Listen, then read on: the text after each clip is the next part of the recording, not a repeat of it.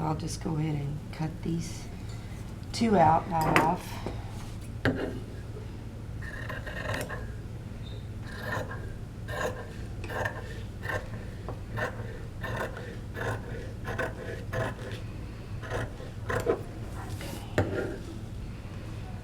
And also when you cut your pattern out, be sure you use paper scissors because it will dull the regular scissors, the dressmaker shears. Paper makes them dull and ruins your scissors. Set that over there. Okay, and then you're going to take just take a couple of the pins out. You're probably going to need some of the pins in place to keep it in place, to line it up, to mark it. Okay, you're going to take the carbon side of the tracing paper and place it down on the fabric and underneath your dark picture, and you'll just go along the outline. You don't have to do the center, just do the two outlines. You might want to mark like the top of the dart just so you can see it better, and then take a pencil and use a regular pencil and you can mark the dots and you'll match up the dots. If you want to draw like a little X, you can do that also to make it help it show up better. And you have to make sure you're marking hard enough to see it on your fabric.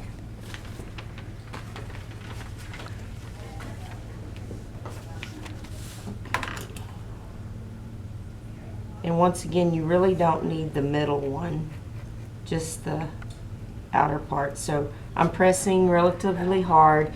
And if you borrow a tracing wheel, put them back. They're like in sets. And it's just easier to keep the types, differentiate between the different types of tracing wheels that are over there. I like this one the best. I think it's the easiest to use. So I'm marking the dots, and then I'll see if I can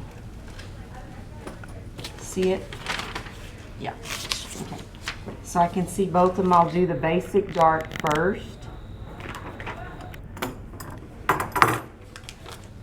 And I'm already, my machine is already threaded. So I'm going to start with the basic one, and it tells you step by step on here what to do. Be sure that you make your stitch length number 3. You're going to fold the dart in half, and by doing a line at the top, it'll help you see the top of the dart better so that you know where you need to sew to.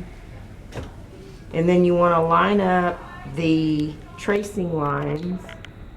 See if I'm pretty close. Try to get the tracing lines as close as you can. Pin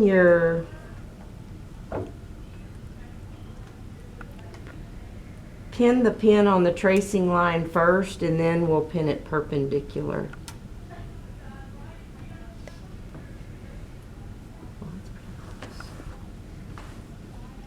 Okay, and then in order to get closer, go ahead and pin it this way. But first pin it in place and then pin it kind of perpendicular to your tracing line. You will start at the wide end, make sure your stitch length is on 3, and on the wide end you want to back stitch. So sew a few stitches, then back stitch, and you're going to follow that tracing line that you drew. Also, you might have smaller darts on the back of pants, but generally they're on women's blouses or tops of some sort. And then just sew off to a point, and at the point, leave your threads long. And then you're just going to tie a knot at the point, trim your threads, but don't trim that point. You're going to tie a knot first.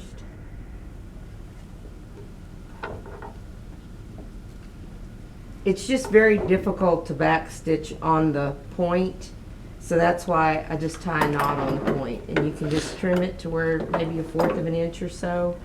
And I did so on the tracing line, and then you're just gonna press it to one side. Don't forget to initial your samples. And I'll press it a little bit. The irons are on, and then on the advanced dart, fold it in half from point to point. And by doing the line on the end, it makes it easier to match it up. And I can see match up my dots.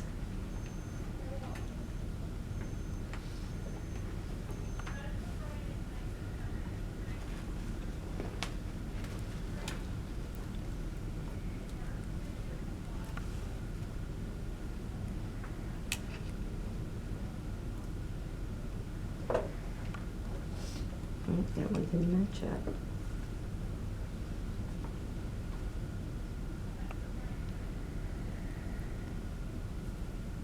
And then once again, put them perpendicular, just make it easier. Kind of seems like an extra step, but that way you know your lines match up. So, and this one, just make sure your threads are long to start. You might even pull it out a little bit. And you can start at that original, the little line by the first dot, the point on the end.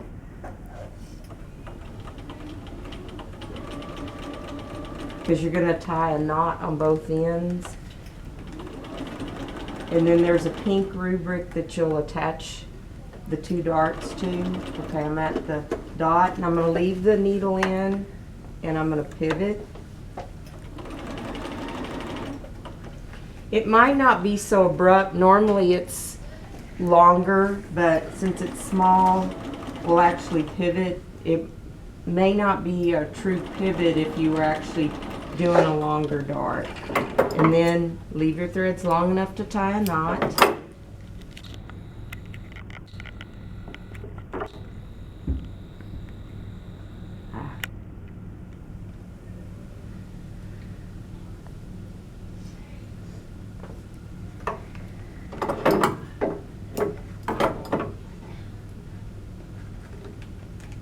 And if it's kind of tangled, you can take a pin, separate your threads.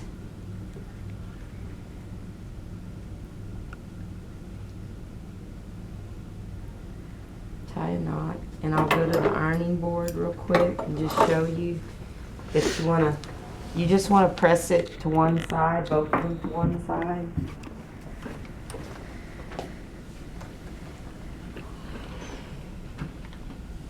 And you want to make sure that it lays flat, and see it's to one side, and on this one you'll do the same thing.